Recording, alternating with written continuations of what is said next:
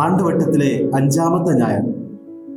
ഒരു ക്രിസ്തു ശിഷ്യൻ ലോകത്തിൻ്റെ മുന്നിൽ എങ്ങനെയാണ് ആയിരിക്കേണ്ടത് എന്നതിനെക്കുറിച്ചുള്ള ചിന്തയാണ് വിശുദ്ധ മത്തായിയുടെ സുവിശേഷത്തിലൂടെ തിരുസഭ നമുക്ക് നൽകുന്നത്. ക്രിസ്തു ശിഷ്യന്റെ പ്രത്യേകതകളാണ് യേശു ക്രിസ്തുവിൻ്റെ ഗിരിപ്രഭാഷണത്തിൻ്റെ മുഖ്യ വിഷയമായി നാം മനസ്സിലാക്കുന്നത്. കഴിഞ്ഞ ആഴ്ച നമ്മോട് നമ്മുടെ ജീവിതത്തിലുണ്ടാകുന്ന 8 സ്വഭാവങ്ങളെക്കുറിച്ച് അവിടുന്ന് പറയുകയുണ്ടായി. അതിന് തുടർച്ചയായി ആരാണ് നാം എന്ന് അവിടുന്ന് വ്യക്തമാക്കുകയാണ്. നിങ്ങൾ എന്നാണ് കർത്താവ് അഭിസംബോധന ചെയ്യുന്നത്. നിങ്ങൾ എന്ന് പറയുമ്പോൾ സ്വാഭാവികമായിട്ടും തന്നോടൊപ്പമായിരിക്കുന്ന ശിഷ്യന്മാരെ നോക്കിയാണ് അവിടുന്ന് ഇത് അരുൾ ചെയ്യുന്നത്. തൻ്റെ ശിഷ്യന്മാരോട് എന്ന് പറയുമ്പോൾ കർത്താവായ യേശു ക്രിസ്തുവിനെ അനുഗമിക്കുന്ന എല്ലാ ക്രൈസ്തവരോടുമായാണ് അവിടുന്ന് ഈ കൽപ്പന നൽകുന്നത്. 2 ഉപമകളാണ് നമ്മുടെ മുമ്പിൽ അവിടുന്ന് വയ്ക്കുന്നത്. ഒന്നാമത്തേത് ഉപ്പുമായി ബന്ധപ്പെട്ടതും രണ്ടാമത്തേത് പ്രകാശവുമായി ബന്ധപ്പെട്ടതും. അവിടുന്ന് നാം ഉപ്പ് പോലെയോ പ്രകാശം പോലെയോ ആകണമെന്നല്ല പറയുന്നത്, മറിച്ച് ഉപ്പ് തന്നെയായി മാറണമെന്നുള്ളതാണ്. എങ്ങനെയാണ് ഉപ്പ് രൂപപ്പെടുന്നതെന്ന് നമുക്കൊക്കെ അറിയാം. സമുദ്രജലം സൂര്യപ്രകാശത്തിൽ കാറ്റിൻ്റെ സഹായത്താൽ വറ്റിച്ചെടുക്കുമ്പോഴാണ് ഉപ്പ് രൂപപ്പെടുന്നത്. പാറക്കെട്ടുകളുടെ ഇടയിലിരിക്കുന്ന സമുദ്ര ജലാംശം ഖനനം ചെയ്തെടുത്തുകൊണ്ടും ഉപ്പുണ്ടാക്കാറുണ്ട്.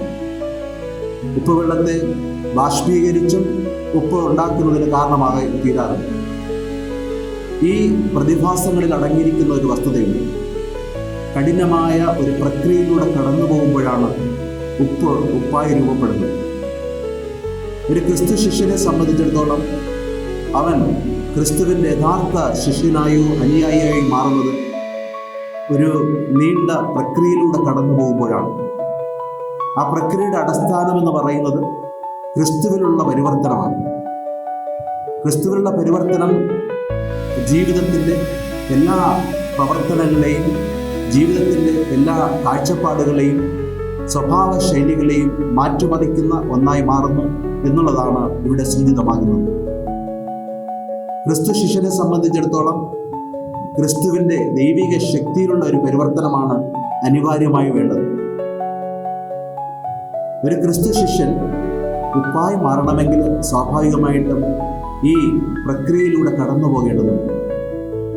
ദൈവത്തിൻ്റെ പുത്രനായ യേശു ക്രിസ്തുവിന്റെ ശക്തിയിൽ രൂപാന്തരപ്പെട്ട് അവിടെ നിന്നുമായി താതാത്മ്യപ്പെടുന്ന ഒരവസ്ഥ സംജാതമാകണം എന്നുള്ളതാണ് അതിൻ്റെ അർത്ഥം. ഉപ്പായി രൂപപ്പെടുവാൻ വേണ്ടി വിധേയമാകുന്ന ആ പരിവർത്തന പ്രക്രിയ ഒരു ക്രിസ്തു ശിഷ്യനും പൂർണ്ണമായും യാഥാർത്ഥ്യമായി മാറണം.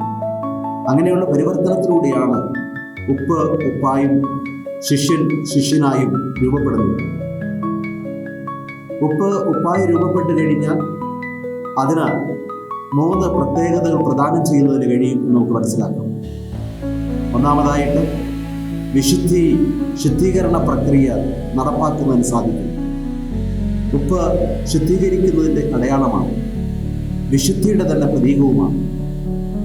2-ാം വത്തിക്കാൻ സിനോദോസിലെ പ്രമാണരേഖയിൽ ക്രൈസ്തവരെ കുറിച്ച് പറഞ്ഞിരിക്കുന്നത് വിശുദ്ധ ജനം എന്നുള്ളതാണ്. ഉപ്പായി മാറുന്ന ക്രിസ്തു ശിഷ്യൻ ലോകത്തിൻ്റെ മുന്നിൽ വിശുദ്ധിയുടെ മറുരൂപമായി മാറണം എന്നുള്ളതാണ് കർത്താവ് നൽകുന്ന ആഹ്വാനം. 2-ാമത്തെ ഉപ്പിൻ്റെ പ്രത്യേകതയായി നാം കാണുന്നത് ഭക്ഷണ പദാർത്ഥങ്ങൾ കേടുകൂടാതെ സംരക്ഷിക്കുവാനുള്ള കഴിവുണ്ട് എന്നുള്ളതാണ്. പഴയകാലങ്ങളിൽ അങ്ങനെയായിരുന്നല്ലോ നമ്മുടെ ഭവനങ്ങളിലെ ആഹാര പദാർത്ഥങ്ങൾ കേടുകൂടാതെ സൂക്ഷിക്കപ്പെട്ടിരുന്നു. ഒരുപക്ഷെ ക്രിസ്തു ശിഷ്യൻ ക്രിസ്തുവിൽ രൂപാന്തരപ്പെട്ട് താതാത്മ്യപ്പെട്ട് കഴിയുമ്പോൾ ഈ താതാത്മ്യപ്പെടലിൽ നിലകൊള്ളുക എന്നുള്ളത് ഏറെ ദുഷ്കരമാണ്. ഒരു നല്ല മനുഷ്യനാകുക എന്ന് പറയുന്നത് എല്ലാ ദിവസവും എല്ലാ നിമിഷവും നന്മയിൽ നിലനിൽക്കുക എന്നുകൂടി അർത്ഥമുണ്ട്. ഒരു ക്രിസ്തു ശിഷ്യൻ ക്രിസ്തുവിൽ നിലനിൽക്കുക, ക്രിസ്തുവിൻ്റെ നന്മയെയും പൂർണ്ണതയെയും വിശുദ്ധിയെയും തൻ്റെ ജീവിതത്തിൽ കേടുകൂടാതെ സംരക്ഷിക്കുക എന്നുള്ള അർത്ഥമാണ് അതിലടങ്ങിയിരിക്കുന്നത്. അങ്ങനെ വരുമ്പോൾ ഒരു ക്രിസ്തു ശിഷ്യൻ വിശുദ്ധി നിറഞ്ഞവനും വിശുദ്ധിയിൽ നിലനിൽക്കുന്നവനുമായി മാറുന്നു എന്നാണ് അർത്ഥം.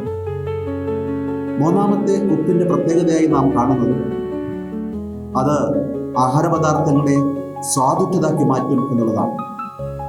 നാം കഴിക്കുന്ന ആഹാരപദാർത്ഥങ്ങൾ സ്വാദുള്ളതായി മാറണമെങ്കിൽ ഉപ്പ് അത്യന്താപേക്ഷിതമാണ്. ക്രൈസ്തവ ജീവിതം മറ്റുള്ളവരുടെ മുമ്പിൽ സ്വീകാര്യതയുള്ള രുചിക്കൂട്ടുള്ള ഒന്നായി മാറണമെങ്കിൽ അവൻ ക്രിസ്തുവിൻ്റെ രുചിയുടെ മാഹാത്മ്യം തൻ്റെ ജീവിതത്തിലൂടെ പകർന്നു കൊടുക്കുന്നവനായി മാറണം.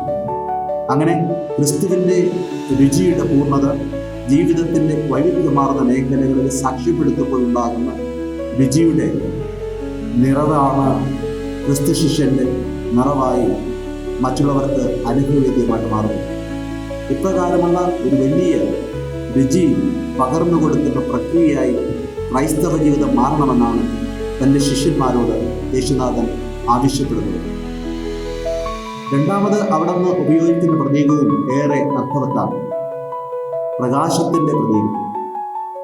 പ്രകാശത്തിൻ്റെ നേർവര എന്ന് പറയുന്നത് വളരെ പ്രധാനപ്പെട്ട ഒന്നാണ്. നമുക്കറിയാം, പ്രകാശം ചൂട് പ്രദാനം ചെയ്യുകയും അന്ധകാരത്തെ രോധനം ചെയ്തുകൊണ്ട് യാഥാർത്ഥ്യങ്ങളെയും വസ്തുതകളെയും അതിൻ്റെ തനിമയിൽ വെളിവാക്കുകയും ചെയ്യുന്നു. ഓരോ ക്രൈസ്തവനും ആ അർത്ഥത്തിൽ നേർവഴിയിലൂടെ സഞ്ചരിച്ചുകൊണ്ട് ക്രിസ്തുവാകുന്ന പ്രകാശം സാക്ഷ്യപ്പെടുത്തുവാൻ വേണ്ടി വിളിക്കപ്പെട്ടിരിക്കുന്നു എന്നുള്ളതാണ് അർത്ഥമാക്കുന്നത്. ഇന്നത്തെ ഒന്നാമത്തെ വായനയിൽ യെശയ്യാ പ്രവാചകൻ ഈ ഒരു ആശയത്തിലേക്ക് തന്നെയാണ് നമ്മുടെ ശ്രദ്ധയെ ക്ഷണിക്കുന്നത്. എല്ലാം അറിയുന്ന ദൈവത്തിൻ്റെ ശക്തിയിലേക്ക് ഉണരുവാൻ വേണ്ടി അദ്ദേഹം ആഹ്വാനം ചെയ്യും. ലോകത്തിൻ്റെ വിജ്ഞാനമോ ലോകത്തിൻ്റെ ശക്തിയോ അന്വേഷിക്കാതെ ദൈവത്തിൻ്റെ ശക്തിയിൽ മാത്രം അടിയുറച്ചുകൊണ്ട് ആ ശക്തിയിലേക്ക് ഉണരുവാൻ വേണ്ടി അദ്ദേഹം ആഹ്വാനം ചെയ്യുന്നു. രണ്ടാമത്തെ വായനയിൽ വിശുദ്ധ പൗലോസ്ലീഹ കൊറിന്ത്യർക്ക് എഴുതിയിട്ടുണ്ട് ആഹ്വാനം ചെയ്യുന്നതും ദൈവത്തിൻ്റെ ശക്തിയാലാണ് നാം ഔന്നത്യം പ്രാപിക്കുന്നതും മഹത്വമുള്ളവരായി മാറുന്നതുമെന്നാണ്. വിജ്ഞാനത്തെക്കാൾ ഉപരിയായി ലോകത്തിൻ്റെ ജ്ഞാനത്തെക്കാൾ ഉപരി നമ്മെ ലോകദൃഷ്ടിയിൽ ഔന്നത്യമുള്ളവരാക്കി മാറ്റുന്നത് ദൈവിക ശക്തിയും അനുഗ്രഹവും തന്നെയാണ്. ഉപ്പും പ്രകാശവുമായി ലോകത്തെ പരിവർത്തനപ്പെടുത്തുവാൻ നമുക്ക് കഴിയുന്നത് ക്രിസ്തുവിൻ്റെ ശക്തിയിൽ പൂർണ്ണമായും അടിയറവ് പറഞ്ഞുകൊണ്ടും ആ ശക്തി നിന്നുകൊണ്ട് കൃപ സംഭരിച്ചുകൊണ്ട് ക്രിസ്തുവുമായി താതാത്മ്യപ്പെട്ടുകൊണ്ടുള്ള ഒരു ജീവിതം നയിച്ചുകൊണ്ടുമാണ് എന്നുള്ളതാണ് ഈ വായനയിലൂടെ നമുക്ക് ലഭ്യമാകുന്ന സന്ദേശം. അങ്ങനെ ലോകത്തിൻ്റെ മുന്നിൽ രുചിയുള്ള പ്രകാശം പരത്തുന്ന ക്രൈസ്തവ മക്കളായിട്ട് മാറുവാൻ ഓരോ ക്രൈസ്തവരും വിളിക്കപ്പെട്ടിരിക്കുന്നു എന്നുള്ളതാണ് ഈ വായനകളുടെ പ്രത്യേകതയായി നാം മനസ്സിലാക്കേണ്ടത്. യേശു തുടർന്ന് പറയുന്ന വലിയൊരു കാര്യം, അത് നമ്മയൊക്കെ വെല്ലുവിളിക്കുന്ന വലിയൊരു സത്യമാണ്. ഉപ്പിൻ്റെ ഉറവ നഷ്ടപ്പെട്ടാൽ, ഉപ്പിൻ്റെ ഗുണാംശം നഷ്ടപ്പെട്ടാൽ അത് വലിച്ചെറിയപ്പെടുവാൻ വേണ്ടി മാത്രമേ ഉപയോഗിക്കപ്പെടൂ എന്നുള്ളത്.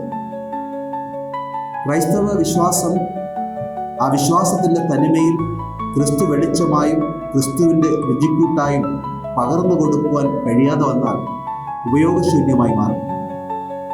നാമമാത്ര ക്രിസ്ത്യാനികളായിരിക്കുന്നവർ യഥാർത്ഥ ക്രിസ്ത്യാനിയായി ജീവിക്കണമെന്ന നിർബന്ധമില്ല. ജ്ഞാനസ്നാനം സ്വീകരിച്ചതുകൊണ്ടോ ഉദാശകളിൽ പങ്കെടുത്തതുകൊണ്ടോ മാത്രം ക്രിസ്തു പ്രകാശമായും ക്രിസ്തുവിൻ്റെ രുചിക്കൂട്ടായും ലോകത്തിൻ്റെ മുന്നിൽ പ്രഭ ചൊരിയുവാൻ കഴിഞ്ഞു എന്ന് വരികയും യഥാർത്ഥ ക്രിസ്തു ശിഷ്യനായി മാറണമെങ്കിൽ ഉപയോഗമുള്ള വ്യക്തിയായി മറ്റുള്ളവരുടെ മുമ്പിൽ അവർക്ക് ഓരോരുത്തർക്കും നന്മ ചെയ്യുന്ന വ്യക്തിയായി മാറണം എന്നുള്ളതാണ് യേശുദേവൻ നൽകുന്ന സന്ദേശവും ജീവിത സാരാംശവും. അപ്രകാരം മറ്റുള്ളവരുടെ മുന്നിൽ ഉപയോഗപൂർണമായ അനുഗ്രഹപൂർണമായ ഒരു ജീവിതം നയിക്കുമ്പോഴാണ് യേശുക്രിസ്തുവിനെ പോലെ നന്മ ചെയ്ത് കടന്നുപോയ ജീവിതശൈലി നമ്മുടെ ഓരോരുത്തരുടെയും ജീവിതത്തിലേക്ക് കടന്നു വരികയുള്ളൂ. ആ ജീവിതശൈലി തന്നെയാണ് നമ്മെ പ്രകാശമാക്കിയും രുചിക്കൂട്ടുള്ള രാസപദാർത്ഥമാക്കിയും മാറ്റുന്നത്. ഒരിക്കൽ സൂര്യൻ സന്ധ്യയോടടുത്ത സമയത്ത് ചന്ദ്രനോട് പറഞ്ഞു, ഇനി മുതൽ നീയാണ് ഭൂമിയിലേക്ക് പ്രകാശനം പകർന്നു കൊടുക്കേണ്ടത്. ഇത് കേട്ട് അസ്വസ്ഥനായ ചന്ദ്രൻ സൂര്യനോട് ചോദിച്ചു, എനിക്കെങ്ങനെ പ്രകാശം പകർന്നു കൊടുക്കുവാൻ കഴിയും?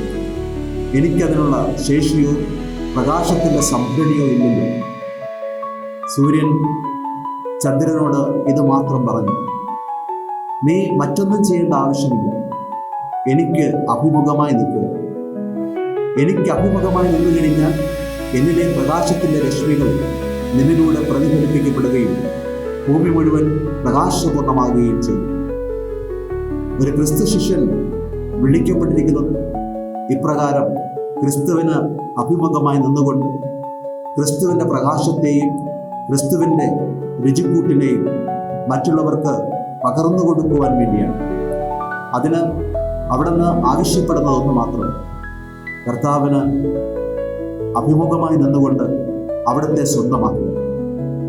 കർത്താവിൻ്റെ ശക്തിയിൽ പൂർണ്ണമായും ജീവിതം സമർപ്പിച്ചുകൊണ്ട് അവിടുത്തെ പ്രതിഫലനമാകുവാൻ വേണ്ടി പരിശ്രമിക്കുക. ഈ പ്രതിഫലനമാകുന്ന പ്രക്രിയ നിരന്തരം ത്യാഗപൂർണമായി നാം അനുവർത്തിക്കേണ്ടതാണ്.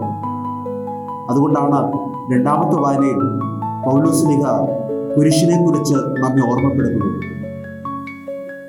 പൗലോസ്ലീഹ അഭിമാനത്തോടു കൂടി പറയുന്നത് താൻ പ്രഘോഷിക്കുന്നത് ക്രൂശിതനായ ക്രിസ്തുവിനെ കുറിച്ചും ക്രൂശിതനായ ക്രിസ്തു പകർന്നു നൽകിയ ഉത്ഥാനത്തിലൂടെ ലോകത്തിന് മുഴുവൻ മാറ്റിമറിക്കത്തക്ക രീതിയിൽ നൽകിയ മഹത്വവും സ്വന്തമാക്കണമെന്നാണ്.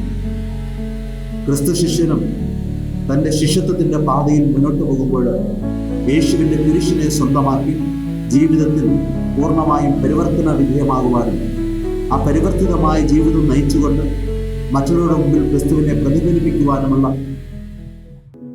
ഒരു ജീവിതമായി മാറണം എന്നുള്ളതാണ്. അങ്ങനെയുള്ള പ്രതിഫലനമാണ് പ്രകാശമായും ഉപ്പായും നമ്മെ ഓരോരുത്തരെയും മാറ്റുന്നത്. അപ്രകാരം ഉപ്പായും പ്രകാശമായും നാം ഓരോരുത്തരും മാറിയില്ലെങ്കിൽ നാം ഉപയോഗശൂന്യമായി മാറും. ഉപയോഗശൂന്യരായ ക്രിസ്തുവിനെ കൊണ്ട് നാടിനോ നാട്ടാർക്കോ ഒരു പ്രയോജനമില്ലാതായി മാറും. നാടിനും ലോകം മുഴുവനും പ്രയോജനമുള്ള യഥാർത്ഥ ക്രിസ്തുവിൽ നിറഞ്ഞ പ്രകാശമായും ക്രിസ്തുവിനെ പകർന്നു കൊടുക്കുന്ന രുചിക്കൂട്ടായിട്ട് മാറുവാനും അതിലൂടെ ജീവിക്കുന്ന ക്രിസ്തുവിനെ സ്വന്തമാക്കി പകർന്നു കൊടുക്കുന്ന ഒരു ജീവിതചര്യ അഭ്യസിക്കുവാനും ഈ സുവിശേഷ ഭാഗം നമ്മെ ക്ഷണിക്കും.